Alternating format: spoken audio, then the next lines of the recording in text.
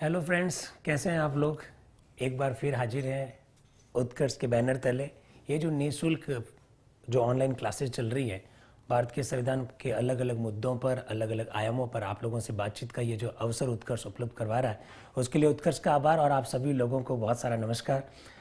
गोविंद जी नमस्कार। पहले तो मैं इस बात के लिए माफ़ी मांग लेता हूँ कि 3-4 दिन तक हम भारत के संविधान पर बात कर नहीं पाए। उस दौरान बहुत सारी ऐसी घटनाएं भी घटी थी जिन पर भी हमको बातचीत करनी चाहिए, लेकिन चूंकि हम लोग भारत के संविधान को सीक्वेंस में पढ़ने की कोशिश कर रहे हैं, अब तक जो हमने पढ़ा वो मौलिक अधिकार तक था। आज हम लोग जिस टॉपिक पर बात करना चाहते हैं that is directive principles of the state policy, राज्य के नीति निदेशक तत्व। गोविंद जी नमस्कार। संजय जी आपको भी नमस्कार। Good evening all of you. Virendra ji एकदम बढ़िया हूँ मैं, आप भी सब अच्छे होंगे मैं मान के चल रहा हूँ। गीता जी गुड इवनिंग। पवन जी सबको बहुत सारा नमस्कार।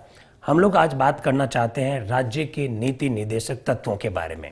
देखिए यहाँ से क्या क्या प्रश्न बन सकता है, पहले उस पर चर्चा कर लेते हैं। डीपीएसपी कहते हैं इनको, directive principles of the state policy. इनका उल्लेख भारतीय संविधान के भाग 4 में है। पहली बात तो है ये।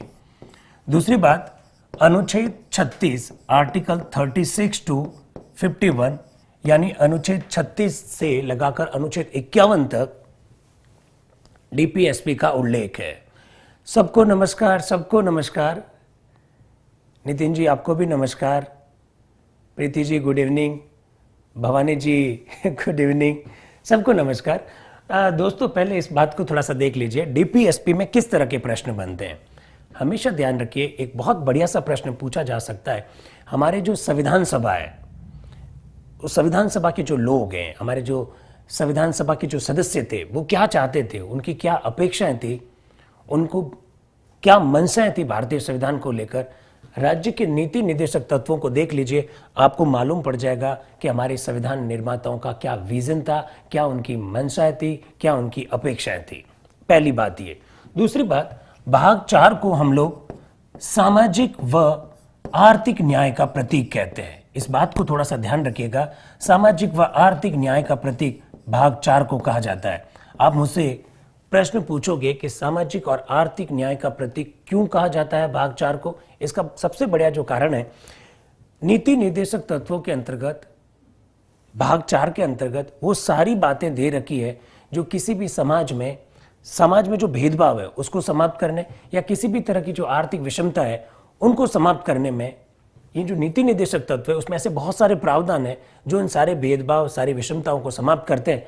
इस वजह से इसे सामाजिक और आर्थिक लोकतंत्र का प्रतीक कहा जाता है, सामाजिक या आर्थिक न्याय का प्रतीक कहा जाता है। एक तो बात है ये। दूसरी बात, सिविल सर्विस के पेपर में यह प्रश्न पूछा जा चुका है, सामाजिक आर्थिक और राजनीतिक न्याय का उल्लेख कहां पर है। सामाजिक आर्थिक और राजनीतिक न्याय का उल्लेख प्रस्तावना में है, सामाजिक आर्थिक न्याय का उल्लेख डीपीएसपी यानी राज्य के नीति निदेशक तत्व में भी है। तो थोड़ा सा इसको ध्यान रखना है। डीपीएसपी को हम लोग सामाजिक और आर्थिक न्याय का प्रतीक या सामाजिक या आर्थिक लोकतंत्र का प्रतीक कहते हैं। डीपीएसपी में और क्या खास बात है, देखिए डीपीएसपी यानी राज्य के नीति निदेशक तत्व एक तो एनफोर्सेबल नहीं है, अर्थात ये वाद योग्य नहीं है, इनको न्यायालय में चुनौती नहीं दी जा सकती है। तो फिर इनको शामिल क्यों किया गया। भारतीय संविधान का अनुच्छेद 37 अभी बात करेंगे, उसमें साफ लिखा हुआ है ये वाद योग्य नहीं है, लेकिन राज्य नीतियां बनाते समय इन तत्वों को ध्यान में रखेगा। इसको थोड़ा सा ध्यान रखना है। दूसरी बात, देखिए स्टेट 2 प्रकार का होता है। एक ऐसा स्टेट जो केवल लॉ एंड ऑर्डर को मेंटेन करता है, एक ऐसा स्टेट जो रेवेन्यू का कलेक्शन का काम करता है। उस प्रकार के राज्य को कहा जाता है पुलिस राज्य, पुलिस स्टेट। इस प्रकार के राज्य को हम लोग कह सकते हैं मिनिमम स्टेट, जो कम से कम कार्य करे। एक ऐसा राज्य जो लोगों के लिए सब कुछ कार्य करने की बात करता है। बच्चा जन्म लेता है तो उसके लिए स्कूल की व्यवस्था करना, उसके लिए रोजगार की व्यवस्था करना, उसके लिए हॉस्पिटल की व्यवस्था करना, उसके लिए पब्लिक ट्रांसपोर्टेशन की व्यवस्था करना, ये सारी बातें जब राज्य खुद करता है तो उस प्रकार के स्टेट को हम लोग वेलफेयर स्टेट कहते हैं, लोक कल्याणकारी राज्य कहते हैं।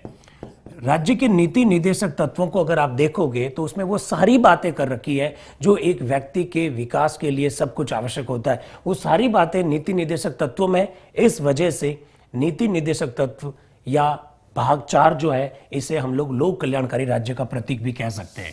एक बात और है, अक्सर ये कहा जाता है, क्योंकि मित्रों आप लोग जानते हैं कि जो महात्मा गांधी है वो संविधान सभा के सदस्य नहीं थे, तो कई जो आलोचक है वो आलोचक अक्सर ये कह देते हैं कि महात्मा गांधी ना तो संविधान सभा में उपस्थित थे और न ही भारत के संविधान में कहीं पर भी गांधी के विचारों का उल्लेख मिलता है। ये गलत है, ये गलत है। गांधी क्या चाहते थे, गांधी की क्या फिलॉसफी थी, क्या गांधीयन फिलॉसफी है, ये सब कुछ अगर आप नीति निर्देशक तत्वों को देखोगे तो आपको मालूम पड़ जाएगा। अनुच्छेद 40 राज्य ग्राम पंचायतों का गठन करेगा, ये गांधी जी के ग्राम स्वराज की अवधारणा से संबंधित है। आप लोग जानते हैं गांधी कुटीर उद्योग, छोटे छोटे उद्योगों का समर्थन करते थे।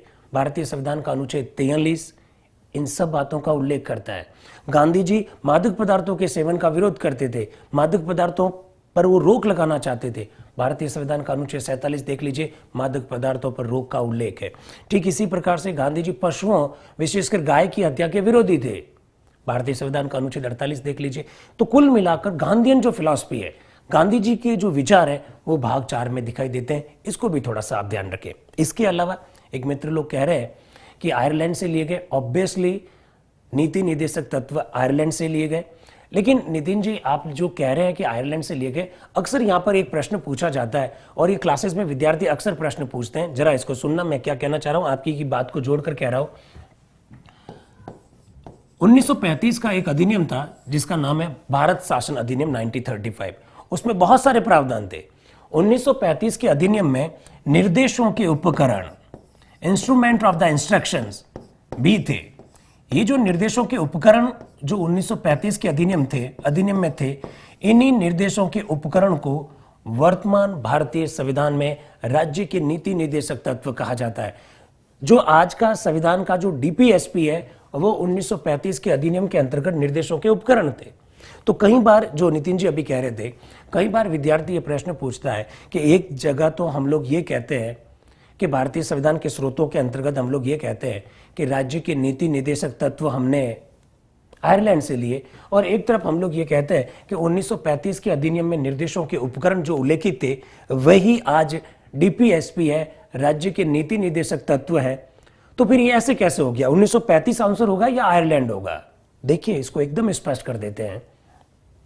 1935 का भारत शासन अधिनियम में निर्देशों के उपकरण का उल्लेख था, और ये जो निर्देशों के उपकरण है वे ही आजकल डीपीएसपी कहलाते हैं।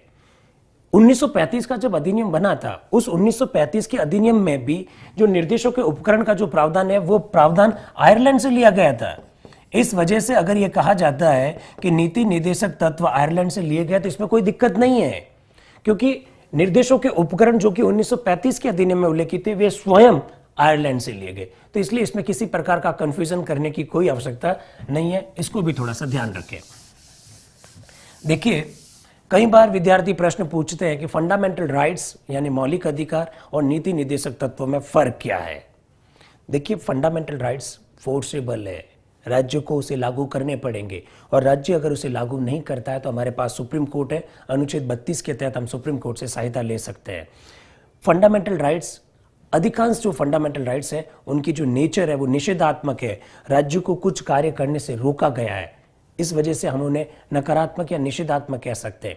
इसके ठीक विपरीत directive principles of the state policy, राज्य के नीति निर्देशक तत्व एनफोर्सेबल नहीं है, राज्य के लिए लागू करने जरूरी नहीं है, और सबसे बड़ी बात है इनकी जो नेचर है, इनकी जो प्रकृति है वो सकारात्मक है, क्योंकि प्रत्येक नीति निर्देशक तत्व में हमने राज्य से ये अपेक्षा की है, ये उम्मीद की है कि राज्य लोगों के लिए ऐसा करेगा। तो ये दोनों में बड़ा अंतर है, इसको थोड़ा सा आप ध्यान रखें।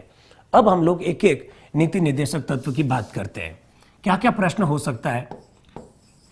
आर्टिकल 36, आर्टिकल 36 में राज्य शब्द को परिभाषित किया गया है।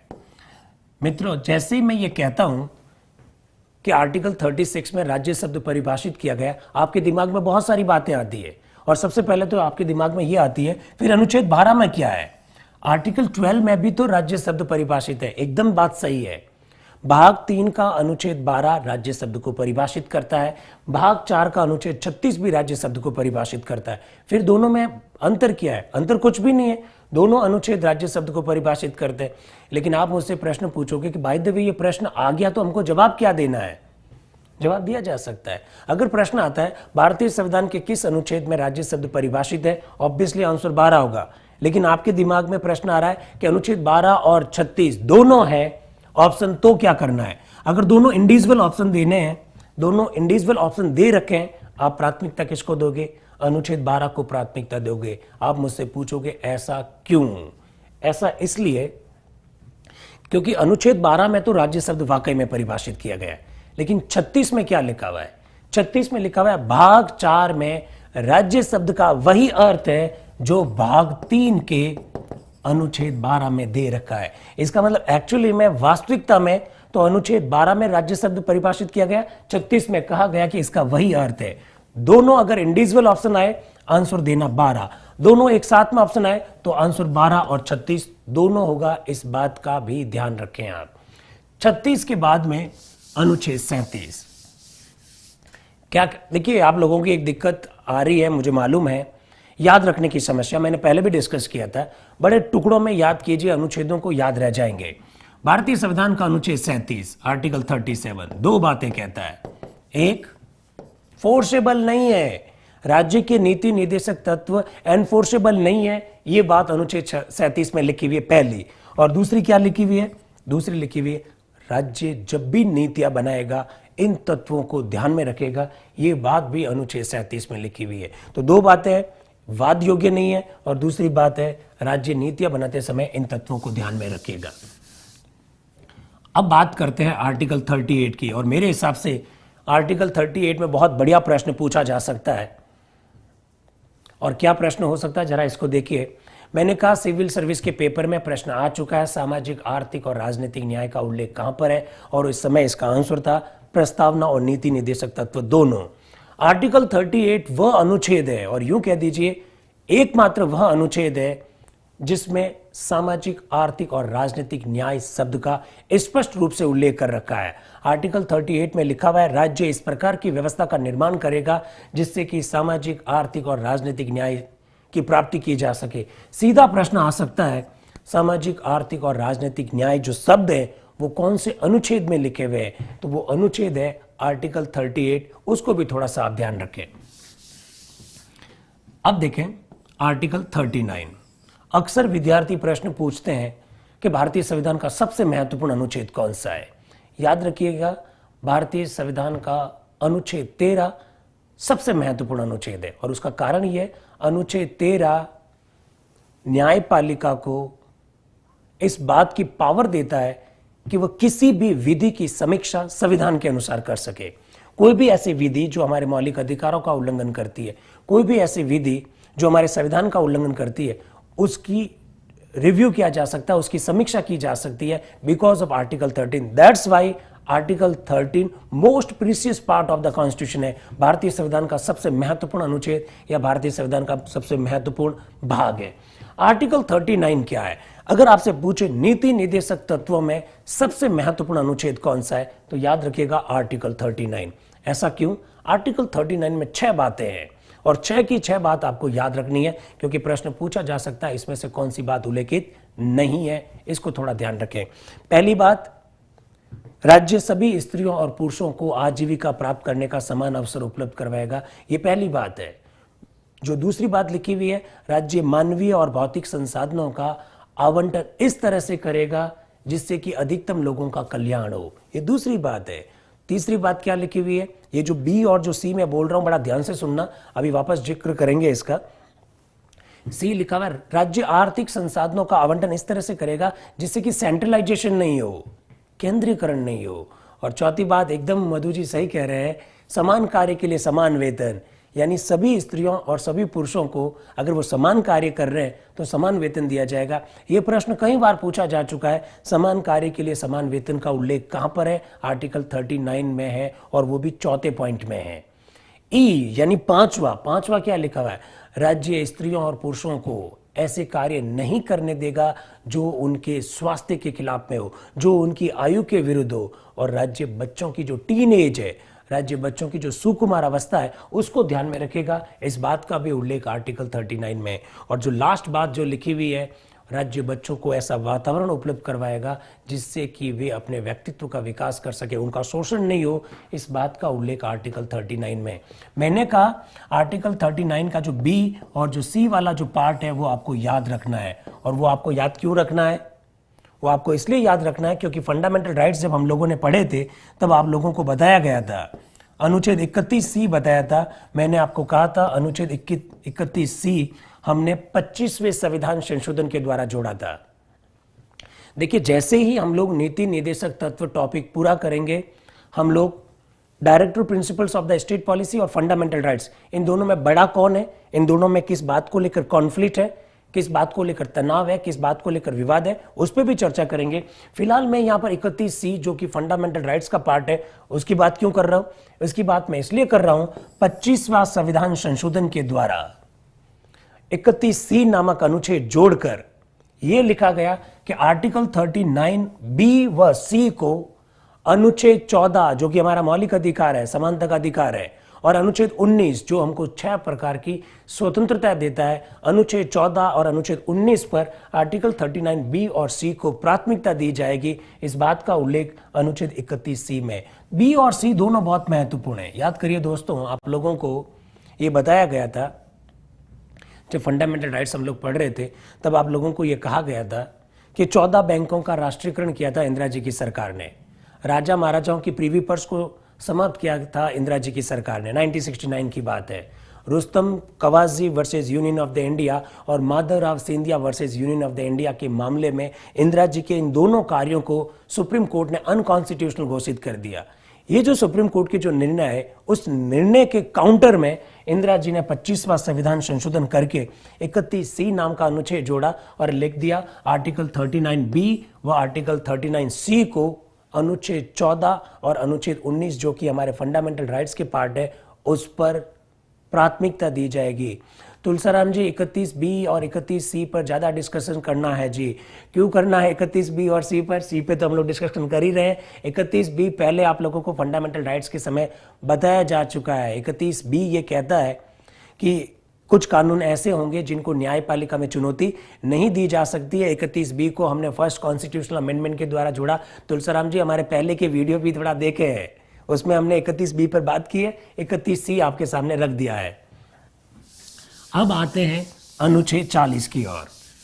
अनुच्छेद 40 ये कहता है राज्य ग्राम पंचायतों का गठन करेगा। अब देखिए, थोड़ी देर पहले मैंने आपको कहा महात्मा गांधी के जो विचार है, जो गांधीयन फिलॉसफी है, गांधीयन फिलॉसफी हमको directive principles of the state policy में दिखाई देती है। उदाहरण आपके सामने है अनुच्छेद 40। राज्य ग्राम पंचायतों की स्थापना को बढ़ावा देगा, राज्य ग्राम पंचायतों की स्थापना को करेगा। ये गांधीयन फिलॉसफी से कैसे संबंधित है? गांधीयन फिलॉसफी से ऐसे संबंधित है, आप लोग जानते हैं गांधी जी का एक कॉन्सेप्ट था। गांधी जी चाहते थे कि मेरे गांव आत्मनिर्भर बने, और गांधी जी गांव को आत्मनिर्भर बनाने के लिए जिस कॉन्सेप्ट को देते हैं, उस कॉन्सेप्ट का नाम है ग्राम स्वराज। ग्राम पंचायतों को अगर हम लोग देखते हैं तो गांधीयन फिलॉसफी के ग्राम स्वराज से ही संबंधित है हमारी ग्राम पंचायत है। इसी वजह से तो कहा जाता है, क्या कहते हैं, कि हमारे जो नीति निर्देशक तत्व हैं वो गांधी दर्शन से संबंधित है। ये हुआ अनुच्छेद 40। अब जरा देखें अनुच्छेद 41, 42 और अनुच्छेद 43। आप सोच रहे होंगे कि मैंने एक साथ में क्यों लिख दिया अनुच्छेद 41, 42 और 43। मित्रों, इसका कारण है आप लोग मुझसे लगातार एक प्रश्न पूछ रहे हैं, और वो प्रश्न ये है कि अनुच्छेद हमसे याद नहीं होते हैं। तो मैंने कहा आप लोगों को अनुच्छेदों को, उनके जो कीवर्ड्स है, उनका जो मुख्य शब्द है, उसको पकड़िए, आपको याद रह जाएगा। 41, 42, 43 मैंने साथ में क्यों लिखे हैं? तीनों अनुच्छेद एक दूसरे से जुड़े हुए हैं। कैसे जुड़े हुए? तुलसाराम जी आपका जवाब देंगे, अगर मूल अधिकार और नीति निर्देशक तत्व में टकराव हो तो वर्तमान में क्या व्यवस्था है? तुलसाराम जी अभी आपका जवाब देते हैं। मैंने कहा ना, इस टॉपिक के खत्म होते ही इसी पर बात करेंगे। अनुच्छेद 41 ये कहता है कि राज्य सभी लोगों को जॉब देगा, काम देगा, शिक्षा देगा, एजुकेशन देगा, और राज्य सभी लोगों के लिए पब्लिक असिस्टेंस यानी लोक सहायता की व्यवस्था करेगा। अब इसमें याद क्या रखना है? पहली बात, आपको ये तीनों बातें याद रखनी है। अनुच्छेद 41 में 3 शब्द लिखे हुए हैं, राइट टू जॉब यानी काम देगा, राइट टू एजुकेशन यानी शिक्षा देगा, और पब्लिक असिस्टेंस यानी लोक सहायता उपलब्ध करवाएगा राज्य, ऐसा अनुच्छेद 41 में लिखा हुआ है। प्रश्न आ सकता है इसमें क्या उल्लेखित नहीं है। दूसरी बात, पब्लिक असिस्टेंस फॉर होम, लोक सहायता किसके लिए? अनुच्छेद 41 में साफ लिखा हुआ है, राज्य बुजुर्गों के लिए, बीमारों के लिए, बेकार यानी जो बेरोजगार है उनके लिए, और हमारे जो डिसेबल्ड है, डिसेबल्ड यानी आजकल जो मोदी जी ने शब्द दिया दैट इज दिव्यांग, यानी जो हमारे निशक्त है, डिसेबल्ड है, उन लोगों को लोक सहायता देने का काम करेगा राज्य, ऐसा अनुच्छेद 41 में लिखा हुआ है। इसमें आप थोड़ा सा इस बात को ध्यान रखिएगा, इस बात को ध्यान रखना है कि ये जो लोक सहायता के लिए जो 4 वर्ग बताए हैं, हर्षदीप जी यस आर्टिकल 39A के बारे में बात करेंगे, अभी 41, 42, 43 पे बात कर लेता हूं, फिर वापस 41 पे आएंगे, 39A पर आएंगे। इसमें आपको बात याद ये रखनी है कि यहाँ बुजुर्ग लिखा हुआ है, बीमार लिखा हुआ है, बेकार लिखा हुआ है, और डिसेबल्ड लिखा हुआ है, और डिसेबल्ड के लिए लोक सहायता का उल्लेख केवल और केवल अनुच्छेद 41 में ही है, इस बात को ध्यान रखना है। एक तो बात है ये। दूसरी बात, अनुच्छेद 42 ये कहता है काम देने से काम नहीं चलेगा, आपको काम की ऐसी दशाएं भी देनी है जो मानव के लिए उचित है।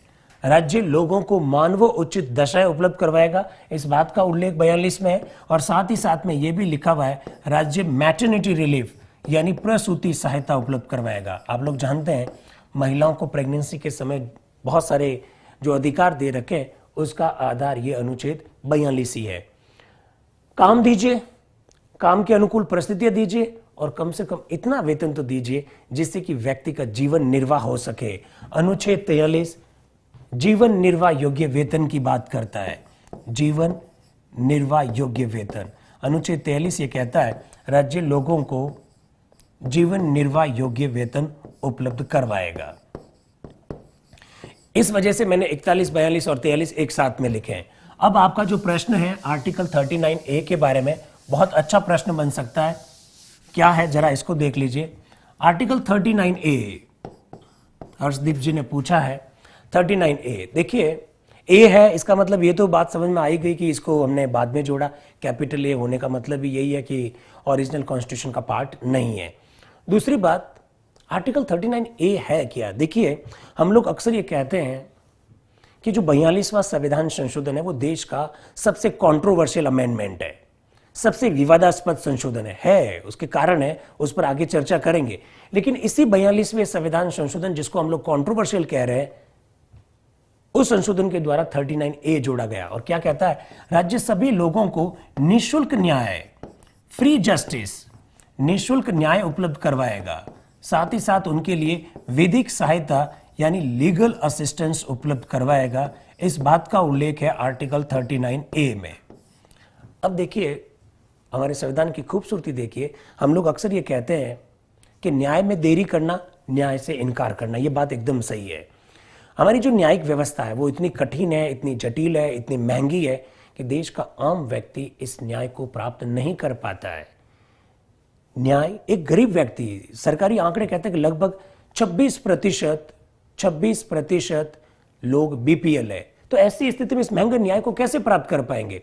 तो कॉन्स्टिट्यूशन में कितनी बढ़िया व्यवस्था कर रखी है कि it's duty of the state to provide free justice and legal assistance for all the people of the India. देश के सभी लोगों को निःशुल्क न्याय। अब आप मुझसे पूछोगे कि कॉन्स्टिट्यूशन में प्रोविजन करने मात्र से तो निःशुल्क न्याय नहीं मिलेगा, बात एकदम सही है।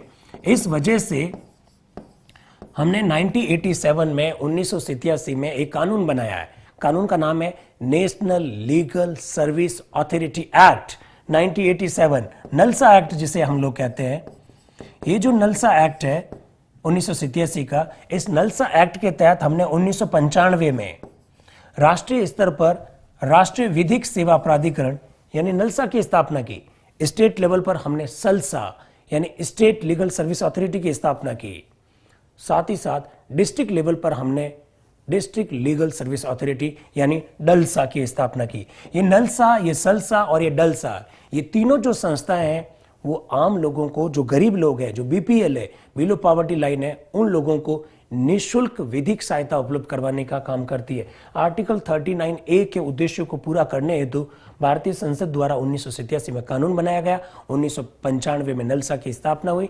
साथ ही साथ दोस्तों, आपको एक बात और भी याद रखनी है, और वो बात ये है कि ये जो नलसा है, इस नलसा का जो संरक्षक होता है सुप्रीम कोर्ट के चीफ जस्टिस होते हैं, और इस नलसा के जो अध्यक्ष हैं वो सुप्रीम कोर्ट के सीनियर मोस्ट जज में जो नंबर 2 है, जो दूसरे वरिष्ठतम जो न्यायाधीश हैं, वो इस नलसा के अध्यक्ष होते हैं। इस बात को भी थोड़ा सा ध्यान रखिएगा।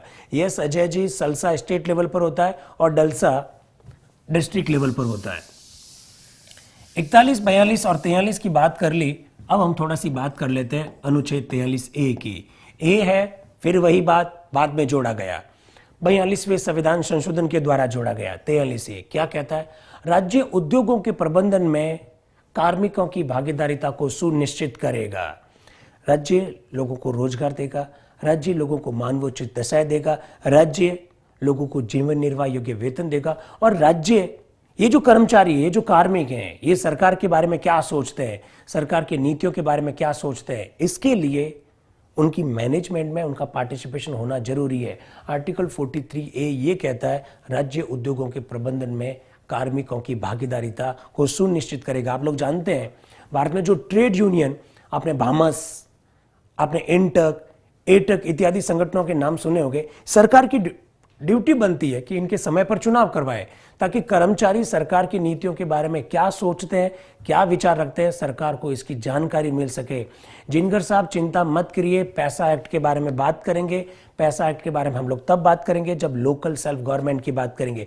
पैसा एक्ट का संबंध उसी से है, 96 का ये एक्ट है। अभी हम लोग बात क्यों करें, 243D की भी बात करेंगे मनीष जी। अभी 243D पर हम लोग नहीं है, अभी हम लोग केवल और केवल director principles of the state policy की बात कर रहे हैं। हम लोगों ने अपने आप को राज्य के नीति निर्देशक तत्वों तक सीमित कर रखा है अभी फिलहाल। 43B क्या कहता है? 43B, देखिए, जो लोग ग्रामीण पृष्ठभूमि के हैं, मेरी बातों को जो सुन रहे हैं, वो लोग जानते होंगे गांव में कोऑपरेटिव सोसाइटीज, सहकारी संस्थाओं का प्रयोग काफी सफल रहा है।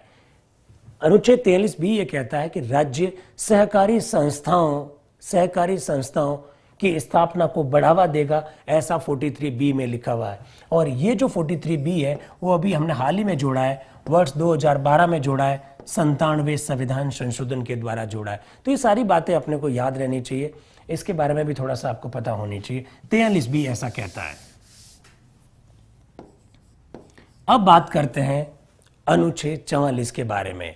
देखिए, आप लोगों ने एक बात नोट की होगी, अभी तक मैं 41, 42, 43 यहां लिख रहा था और अचानक मैं 44 को यहां लेकर आ गया हूं। इसका कारण है, अनुच्छेद 44 वह अनुच्छेद है जो वर्तमान समय में काफी चर्चा में है।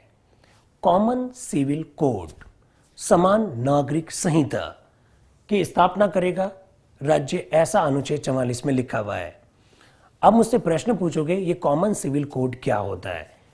कॉमन सिविल कोड का मतलब है जब देश एक है तो देश की शासन व्यवस्था को रेगुलेट करने के लिए नियम, कायदे, कानून भी एक होना चाहिए। That is common civil code. देश में चाहे किसी भी धर्म के लोग रहते हो, चाहे किसी भी जाति के लोग रहते हो, उनके व्यवहारों को नियंत्रित करने के लिए, उनके व्यवहारों को व्यवस्थित करने के लिए जब एक ही प्रकार का कानून होता है तो उसे हम लोग कहते हैं कॉमन सिविल कोड। अनुच्छेद 44 में ऐसा लिखा हुआ है। एक दूसरी बात, आप मुझसे यस सोरेन जी एकदम सही कह रहे हैं, 44 UCC है, यूनिवर्सल कॉमन सिविल कोड की बात करते हैं। अब आप मुझसे एक प्रश्न पूछोगे कि ये कॉमन सिविल कोड हिंदुस्तान में है या नहीं है। अक्सर कह दिया जाता है कि नहीं, कॉमन सिविल कोड हिंदुस्तान में नहीं है क्योंकि मुसलमानों के लिए अलग नियम है। देखिए, 98% केसेज में हमारे देश में कॉमन सिविल कोड है। चाहे हिंदू हो, चाहे मुस्लिम हो, चाहे सिख हो, चाहे ईसाई हो, वो किसी भी प्रकार का अगर अपराध करते हैं तो उनके लिए एक जैसे कानून से सजा दी जाती है, उनके लिए अलग अलग कानून थोड़ी है।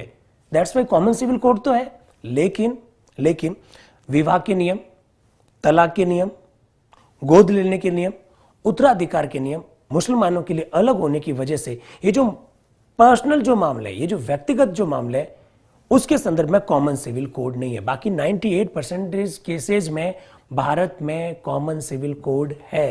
एक दूसरी बात, आप मुझसे एक प्रश्न पूछ सकते हैं कि हम लोगों ने कॉमन सिविल कोड क्यों नहीं लागू किया। देखिए, संविधान सभा में इस पर पर्याप्त बहस हुई थी। संविधान सभा के सदस्य ये चाहते थे कि देश में सभी वर्गों के लिए एक जैसे नियम होने चाहिए, लेकिन जो हमारे संविधान सभा के जो वे मेंबर जो अल्पसंख्यक समुदाय से आते थे, उन्होंने कहा कि कॉमन सिविल कोड अभी फिलहाल नहीं होना चाहिए, क्योंकि देश में उस समय निरक्षरता बहुत ज़्यादा थी, गरीबी बहुत ज़्यादा थी, लोग इतने प्रगतिशील नहीं थे, लोग इतने मेच्योर नहीं थे। तो हमारी संविधान सभा के अधिकांश जो अल्पसंख्यक सदस्य थे, उन्होंने कहा फिलहाल कॉमन सिविल कोड को लागू मत कीजिए और वेट कीजिए उस समय का जब देश में शिक्षा का विकास होगा, देश में शिक्षा का प्रचार व प्रसार होगा, लोग मैच्योर बनेंगे, लोग प्रगतिशील बनेंगे, परिपक्व होंगे, तो हम लोग कॉमन सिविल कोड लागू कर देंगे। ऐसा अनुच्छेद 44 की मंशा है और इसी वजह से ये directive principles of the state policy का पार्ट है। एक तो बात है ये। दूसरी बात मैं यहाँ पर चाहता हूँ कि जब हम लोग अनुच्छेद 44 पर चर्चा कर रहे हैं तो हम लोगों को साहबानों वाले मामले पर भी चर्चा करनी चाहिए, और न केवल हमको साहबानों वाले मामले पर चर्चा करनी चाहिए बल्कि हमको सायरा बानो वाले मामले पर भी चर्चा करनी चाहिए। अगस्त 2017 में सुप्रीम कोर्ट ने जो निर्णय दिया उस पर भी हमको बात करनी चाहिए। देखिए, साहबानो एक मुस्लिम महिला, 70 के दशक की बात है। साहबानो को उनके पति मोहम्मद अहमद खान ने तलाक दे दिया। जब तलाक दिया तब साहबानो की एज लगभग 68-70 साल हुआ करती थी। 5 उसके बच्चे थे और उसको तलाक दे दिया। साहबानो के जो पति है मोहम्मद अहमद खान, वो खुद वकील है, मध्य प्रदेश के बड़े फेमस वकील, उन्होंने उसको तलाक दे दिया। तलाक के बाद जो मुस्लिम जो नियम है, जो शरीयत लॉ है, वो ये कहता है कि इद्दत की अवधि तक उन्हें भरण पोषण भत्ता दिया जाएगा। इद्दत की अवधि लगभग 3-3.25 महीने की होती है। एक ऐसी महिला जिसकी एज 70 वर्ष है, एक ऐसी महिला जो 5 बच्चों की माँ है, उसे आप 100 दिन, 90 दिन, 95 दिन भरण पोषण भत्ता देते हैं, उस महिला का भविष्य का क्या होगा? साहबानों ने इस मामले को कोर्ट में चैलेंज किया। सुप्रीम कोर्ट में मोहम्मद अहमद खान वर्सेस साहबानो 1985 के नाम से ये मामला दर्ज है, पर ये एक्चुअली में साहबानो केस के नाम से ही इसको जाना जाता है। 1985 का ये जो मामला है, इस मामले में सुप्रीम कोर्ट ने निर्णय देते हुए कहा कि मुस्लिम महिलाओं को भी तलाक लेने का अधिकार है और मुस्लिम महिलाओं को भी जीवन पर्यंत भरण पोषण का भत्ता मिलना चाहिए। ये साहबानो वाले मामले में सुप्रीम कोर्ट का डिसीजन था। ये डिसीजन ऐसा था जो हमको अनुच्छेद 44 के तहत जो कॉमन सिविल कोड है उसकी ओर ले जाता हुआ प्रतीत होता है। लेकिन तुरंत भारत की संसद ने 1986 में मुस्लिम महिला भरण पोषण भत्ता अधिनियम, मुस्लिम महिला तलाक से संरक्षण अधिनियम 1986 बनाया और साहबानो वाले मामले में सुप्रीम कोर्ट ने जो निर्णय दिया, उस निर्णय को हमने कह दिया कि हम इस निर्णय को नहीं मानते। ऐसा कर दिया गया 1986 में। उस समय राजीव गांधी देश के प्रधानमंत्री थे। एक तो बात है ये। दूसरी बात, डैनियल लतीफी जो कि साहबानों के वकील थे, उन्होंने इस भरण पोषण भत्ता या जो मुस्लिम महिला तलाक से संरक्षण जो अधिनियम है उसको कोर्ट में चैलेंज किया। वर्ष 2003 में Daniel Latifi versus Union of the India के मामले में सुप्रीम कोर्ट ने निर्णय देते हुए ये कहा कि मुस्लिम महिलाओं को भी भरण पोषण भत्ता मिलना चाहिए और तब तक मिलना चाहिए जब तक कि उनकी रीमैरिज यानी पुनर्विवाह नहीं हो सकता। तो ये सारे मामले हैं जो कॉमन सिविल कोड से जुड़े हुए। मुझे लगता है कि इन सारे मामलों को हमको ध्यान में रखना चाहिए। तीसरी बात, वर्ष 2017 अगस्त 2017 22 अगस्त आई थिंक 22 अगस्त 2017 को सुप्रीम कोर्ट ने Saira Bano versus Union of the India के मामले में एक निर्णय दिया और वो निर्णय ट्रिपल तलाक से संबंधित है। देखिए, इस्लाम जो मानते हैं, यस संजय जी आप एकदम सही कह रहे हैं। आपका जो प्रश्न है 3 तलाक के बारे में भी बताएं, ऑब्वियसली उसी पर हम लोग आ रहे हैं। ट्रिपल तलाक, देखिए मुस्लिम्स में 3 प्रकार के तलाक होते हैं, तलाक हसन, तलाक अहसन और तलाक बिद्दत। जो संजय जी आप प्रश्न पूछ रहे हैं ट्रिपल तलाक, ये एक्चुअली में तलाक बिद्दत ही है। किसी को आप तलाक तलाक तलाक कहते हैं और इंस्टेंट ये जो तलाक है उससे तलाक मिल जाता है, इसी को कहा जाता है ट्रिपल तलाक। मुसलमानों में तलाक ए बिद्दत को तलाक का बिगड़ा हुआ रूप कहा जाता है। आप किसी को अचानक तलाक तलाक कहते हैं, व्हाट्सएप पर मैसेज करते हैं या फिर आप कोई मेल भेजते हैं या किसी भी प्रकार का कोई टेक्स्ट मैसेज करते हैं और उससे आपको जो तलाक मिल जाता है, कहा गया कि ये मुस्लिम महिलाओं के साथ अन्याय है। भारतीय संविधान में ऐसे बहुत सारे प्रावधान है, उनका ये उल्लंघन है। सायरा बानो एक महिला थी, उसने इस चीज को चैलेंज किया और Saira Bano versus Union of the India August 2017 supreme court के 5 न्यायाधीशों की एक पीठ ने, संवैधानिक पीठ ने निर्णय देते हुए ये कहा, ट्रिपल तलाक, तलाक की बिद्दत न केवल भारतीय संविधान बल्कि इस्लाम के जो बेसिक उसूल है, इस्लाम के जो मूल सिद्धांत है, उसके भी खिलाफ है। ऐसा कहा जा रहा है कि ऐसा कहा जा रहा है सायरा बानो वाले मामले में सुप्रीम कोर्ट ने जो निर्णय दिए वो सारे निर्णय हम लोगों को कॉमन सिविल कोड की ओर ले जा रहे हैं। अनुच्छेद 44 पर चर्चा करते समय हमने जानबूझकर ये बात कही ताकि आपको मालूम रहे कि देश में क्या घटित हो रहा है। साथ ही साथ आपको मालूम रहे, ऐसा प्रश्न भी पूछा जा सकता है अभी हाल ही में ट्रिपल तलाक के बारे में सुप्रीम कोर्ट ने जो निर्णय दिया वो निर्णय कौन सा है। तो ये सारी बातें आप लोगों को थोड़ी सी ध्यान रखनी है। अनुच्छेद 44 के बाद हम लोग बात करते हैं अनुच्छेद 45 की। अनुच्छेद 45 में लिखा हुआ है, राज्य 6 वर्ष से कम आयु के बच्चों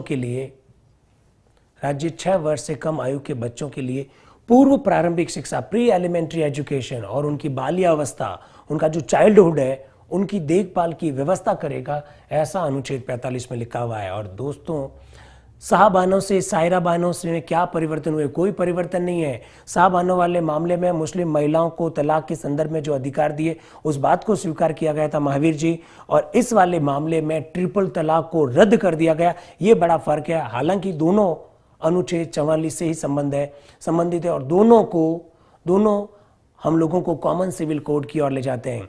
विजय जी, पॉक्सो की बात अभी हम लोग नहीं कर रहे हैं, पॉक्सो पे भी चर्चा करेंगे जब विषय आएगा। आज का हमारा विषय आपको ऑलरेडी इंफॉर्मेशन है, आपको सूचना है। आज हम लोग केवल और केवल डीपीएसपी के बारे में बात करना चाहते हैं, राज्य के नीति निर्देशक तत्वों के बारे में बात करना चाहते हैं। 45 में लिखा हुआ है, 6 वर्ष से कम आयु के बच्चों के लिए पूर्व प्रारंभिक शिक्षा और उनकी बाल्य अवस्था की देखभाल करेगा राज्य, ऐसा लिखा हुआ है। लेकिन याद रखना है, 86वें संविधान संशोधन वर्ष 2002 में हुआ।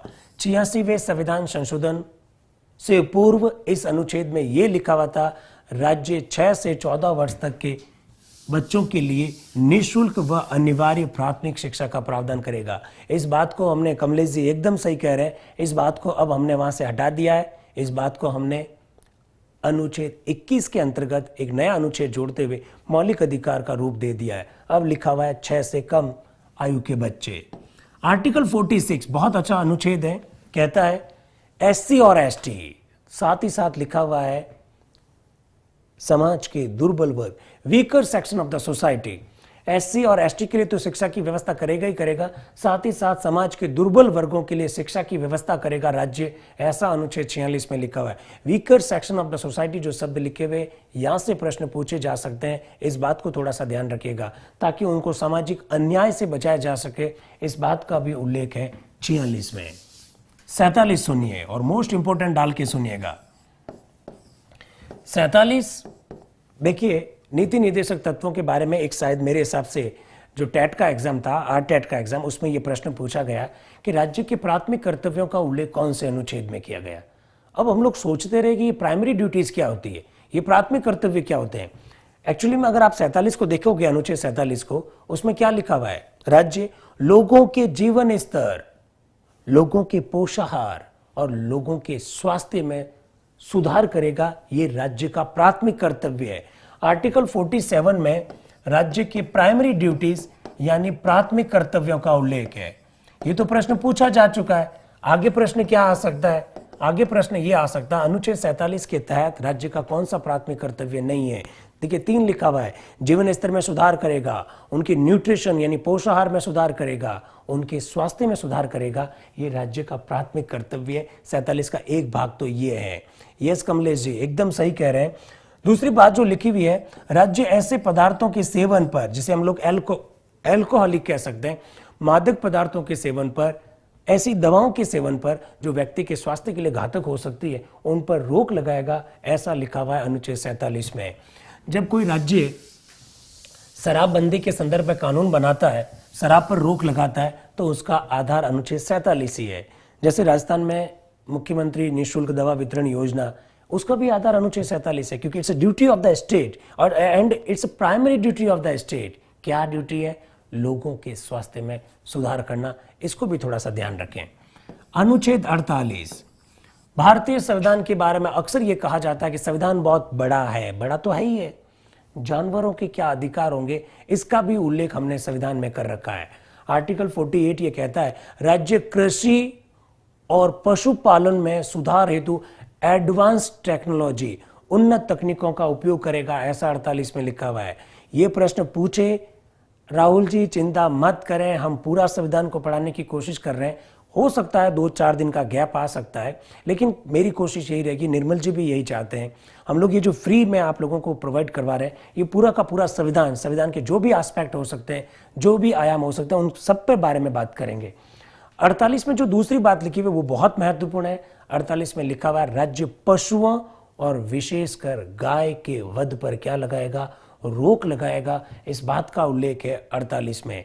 याद रखिएगा, आजकल बीफ शब्द काफी चर्चा में है। बीफ का मतलब है गाय का मांस।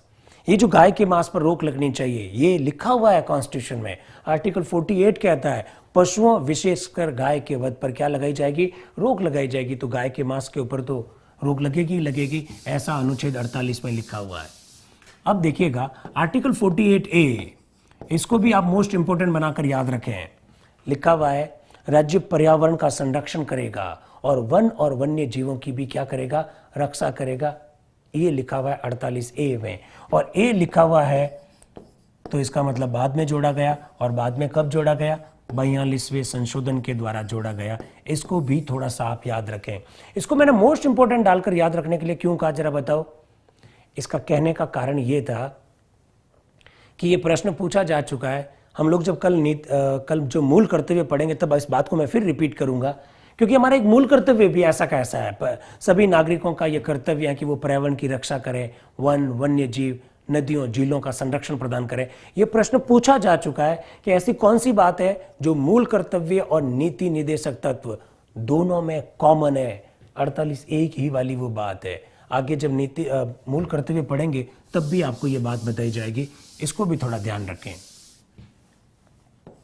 49, आर्टिकल 49 ये कहता है कि जो हमारे राष्ट्रीय महत्व के स्थान है, जो हमारे हेरिटेज है, जो हमारी विरासतें हैं, हमारे जो मॉन्यूमेंट्स है, जो स्मारक है, उनको संरक्षण प्रदान करना राज्य का कार्य है, ऐसा लिखा हुआ है आर्टिकल 49 में। और आपको एक बात और मैं बताना चाहता हूं, मोहित जी, बीफ पर क्यों नहीं रोक लगती है? लगाइए ना रोक।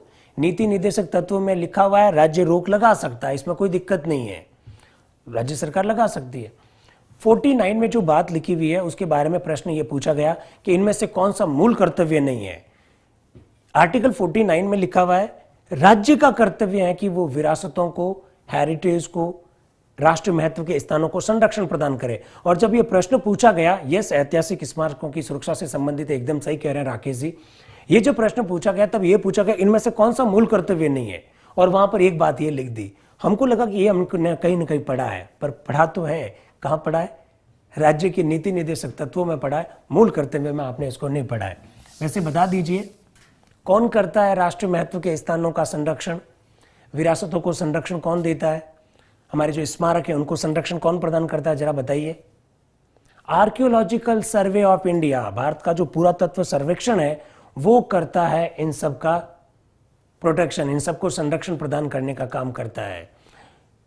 सभी को हेलो हाय सब हो चुका है, सब हो चुका है, गुड इवनिंग भी हो चुकी है। हम लोग नीति निर्देशक तत्वों के अंतर्गत पिछले 42-43 मिनट से बात कर रहे हैं। और भंवर सिंह जी, आपको अभी हेलो याद आ रहा था, कोई बात नहीं, नमस्कार, हेलो, हाउ आर यू, कैसे? एकदम बढ़िया है आप लोग। अब आते हैं हम लोग अनुच्छेद 50 के बारे में। आर्टिकल 50 वैसे तो बहुत सिंपल है, बहुत आसान है। राज्य कार्यपालिका और न्यायपालिका को अलग अलग करेगा। लेकिन ऐसे हमारे मित्र जो दूर दराज बैठे हैं, जिन्होंने कभी भी उत्कर्ष की क्लास अटेंड नहीं की है, उनको यह अनुच्छेद समझ में नहीं आया होगा कि कार्यपालिका और न्यायपालिका तो अलग अलग ही है। इसमें अलग करने की क्या बात है? अलग करने की बात है, देश की आजादी से पहले हमारे देश में ऐसे बहुत सारे पद थे, जो पद तो कार्यपालिका के थे, एग्जीक्यूटिव पद थे, लेकिन उनके पास मजिस्ट्रियल पावर्स भी हुआ करती थी, न्यायिक शक्तियां भी हुआ करती थी। और आज भी देखिए ना, कलेक्टर साहब, जिलाधीश हम लोग कहते हैं, उनको हम लोग डीएम क्यों कहते हैं? डिस्ट्रिक्ट मजिस्ट्रेट क्यों कहते हैं? एसडीओ को हम लोग एसडीएम क्यों कहते हैं? ये सब तो कार्यपालिका के पद है। इनको हम लोग इसलिए ऐसा कहते हैं क्योंकि इनके पास मजिस्ट्रेट की भी पावर्स हैं। और याद रखिएगा, जब एक पद के पास एग्जीक्यूटिव पावर्स भी होता है, न्यायिक शक्तियां भी होती है, ये शक्ति के पृथक्करण सिद्धांत का उल्लंघन है। दैट्स वाई हमारे संविधान निर्माताओं ने लिखा कार्यपालिका और न्यायपालिका को अलग अलग किया जाएगा। Article 51 is the constitutional base of the India's foreign policy. Bharat की विदेश नीति का संवैधानिक आधार है अनुच्छेद 51। क्यों है? अनुच्छेद 51 में 4 बातें लिखी हुई है। कौन कौन सी बातें लिखी हुई है? भारत अंतर्राष्ट्रीय शांति और सुरक्षा को बढ़ावा देगा। पहली बात, भारत सभी राष्ट्रों के मध्य सम्मानजनक और न्याय संगत व्यवहार को बढ़ावा देगा। भारत ये चाहता है कि सभी देश, सुमिता जी एकदम सही कह रहे हैं, पुरातत्व विभाग ये ऐसा ही कहते हैं, एकदम सही है। तुलसीराम जी इंदिरा गांधी के प्रधानमंत्री काल के दौरान हुई टकराट के बारे में चर्चा करेंगे, आज अभी करेंगे। मैंने कहा कि हम लोग डीपीएसपी और फंडामेंटल राइट्स में क्या टकराव है उस पर चर्चा करेंगे, तुलसीराम जी चिंता ना करें आप। अनुच्छेद 51 में तीसरी बात जो लिखी हुई है, भारत अंतर्राष्ट्रीय संधियां और समझौते जो है इसकी पालना को बढ़ावा देगा। और चौथा जो लिखा हुआ है वो ये लिखा हुआ है कि भारत ये चाहता है कि जो इंटरनेशनल डिस्प्यूट्स है, जो अंतर्राष्ट्रीय विवाद है, उसका समाधान मध्यस्थता से हो, to settlement of the international disputes by arbitration, ऐसा अनुच्छेद 51 में लिखा हुआ है। दैट्स वाई अनुच्छेद 51 को भारत की विदेश नीति का आधार कहा जाता है। तो यह है कुल मिलाकर directive principles of the state policy. अब जो तुलसीराम जी का सवाल था या फिर सवाल ना भी था तो भी हमको यह जानना चाहिए, क्योंकि प्रश्न तो बनता है, directive principles of the state policy का महत्व क्या है। सारी अच्छी बातें यहां लिखी हुई है, फिर आपने सारी अच्छी बातों को वहां क्यों लिखा जिसको लागू करना जरूरी नहीं है? क्योंकि आप उम्मीद करिए, आप जरा अपना आपको 1950 के आसपास ले जाइए। हमारे संविधान सभा के जो लोग जो हमारे संविधान का निर्माण कर रहे थे, वो सारी उन बातों को अगर फंडामेंटल राइट्स में डाल देते, जब हमारा देश गरीब था, जब हमारे पास सक्षमताएं नहीं थी, जब हमारी क्षमताएं नहीं थी, तो ऐसी स्थिति में directive principles of the state policy को शामिल करना जरूरी था, क्योंकि हमारी क्षमताएं थी नहीं, हम सभी बातों को लागू कर नहीं सकते थे। धीरे धीरे जैसे जैसे हमारी क्षमताएं बढ़ी, हमने एक एक करके नीति निर्देशक तत्वों को भी लागू करना शुरू कर दिया। एक तो बात है ये। दूसरी बात, बड़ा कौन है? फंडामेंटल राइट्स बड़े हैं या राज्य के नीति निर्देशक तत्व बड़े हैं? ये आपका एक प्रश्न है, तो आपको बता देते हैं। चंपाकम दोराईजन 1951 का ये केस है। चंपाकम एक लड़की का नाम है, मद्रास की ये लड़की है। चंपाकम दोराईजन वर्सेस मद्रास स्टेट का ये मामला है, 1951 का ये मामला है। चंपाकम जो लड़की है उसका एडमिशन होता नहीं है मेडिकल कॉलेज में, क्योंकि मद्रास में गवर्नमेंटल ऑर्डर जो है, जो सांप्रदायिक ऑर्डर जो है, उसके तहत जाति के आधार पर आरक्षण दिया गया है। चंपाकम दोराईजन वाले मामले में सुप्रीम कोर्ट ये जो जाति के आधार पर जो कम्युनल ऑर्डर जो निकाला गया है, जो आरक्षण दिया गया है, उसको रद्द करता है। और इसी मामले में चंपाकम दोराईजन वर्सेस मद्रास राज्य 1951 के मामले में सुप्रीम कोर्ट ये कहता है, फंडामेंटल राइट्स, मौलिक अधिकार राज्य के नीति निर्देशक तत्वों से सुपीरियर है, उससे बड़े हैं। यहां से स्टार्ट होता है व्यवस्थापिका और न्यायपालिका के बीच संघर्ष, इस बात को लेकर कि बड़ा कौन है, मौलिक अधिकार या नीति निर्देशक तत्व। तो इस मामले में मैं तो कहा मौलिक अधिकार बड़े हैं। तुरंत हमारे संविधान में प्रथम संशोधन किया गया, 31A और 31B नाम के 2 अनुच्छेद जोड़े गए और कह दिया कि कुछ ऐसे कानून होंगे जो न्यायपालिका के दायरे से बाहर होंगे, और उन कानूनों को हमने 9वीं अनुसूची में डाल दिया। एक तो बात है ये। दूसरी बात, जब हम लोगों ने 25वां संविधान संशोधन जोड़ा और इसके 25वें संविधान संशोधन किया और उसके द्वारा जब हमने अनुच्छेद 31C जोड़ा, तो ये व्यवस्थापिका का न्यायपालिका के ऊपर एक हमला की तरह था। 31C जोड़कर हमने कह दिया आर्टिकल 39B और आर्टिकल 39C फंडामेंटल राइट्स में अनुच्छेद 14 और जो अनुच्छेद 19 है उस पर प्राथमिकता दी जा सकती है, ऐसा अनुच्छेद 31C जोड़ दिया इंदिरा जी की सरकार के द्वारा। तो ये एक टकराव का मतलब एक एक्सट्रीम पोजीशन हुआ करती थी राज्य के नीति निर्देशक तत्व और मौलिक अधिकार में। इंदिरा जी की सरकार के द्वारा ही एक संशोधन किया गया, 42वां संविधान संशोधन, और 42वां संविधान संशोधन करके हम लोगों ने सभी नीति निर्देशक तत्वों को सारे मौलिक अधिकारों पर प्राथमिकता देने वाला प्रावधान कर दिया। 31C में यह लिख दिया कि सभी नीति निर्देशक तत्वों को सभी मौलिक अधिकारों पर प्राथमिकता दी जाएगी। ये हमने किया 42वें संशोधन के द्वारा। Minerva mills versus Union of the India 1980 के मामले में 42वें संविधान संशोधन को जब कोर्ट में चैलेंज किया, तब मिनर्वा मिल्स वाले मामले में सुप्रीम कोर्ट ने ये जो बात लास्ट में जो जोड़ी गई कि सभी नीति निर्देशक तत्वों को मौलिक अधिकारों पर प्राथमिकता दी जाएगी, इसको रद्द कर दिया सुप्रीम कोर्ट ने। और सुप्रीम कोर्ट ने जो निर्णय दिया वो निर्णय बहुत महत्वपूर्ण है, कई बार एग्जाम में पूछा जा चुका है। क्या निर्णय था? सुप्रीम कोर्ट ने साफ कहा, ये बंद कीजिए बहस, ये क्या लगा रखा है मौलिक अधिकार और नीति निर्देशक तत्व, कोई बड़े नहीं है, दोनों एक ही सिक्के के दो पहलू है, दोनों एक दूसरे के पूरक है। ऐसा मिनर्वा मिल्स वाले मामले में सुप्रीम कोर्ट ने कहा। कई बार प्रश्न पूछा जा चुका है, आगे भी प्रश्न पूछा जा सकता है, इसको भी थोड़ा सा ध्यान रखिएगा। हमारी संविधान सभा के एक सदस्य थे केटी शाह।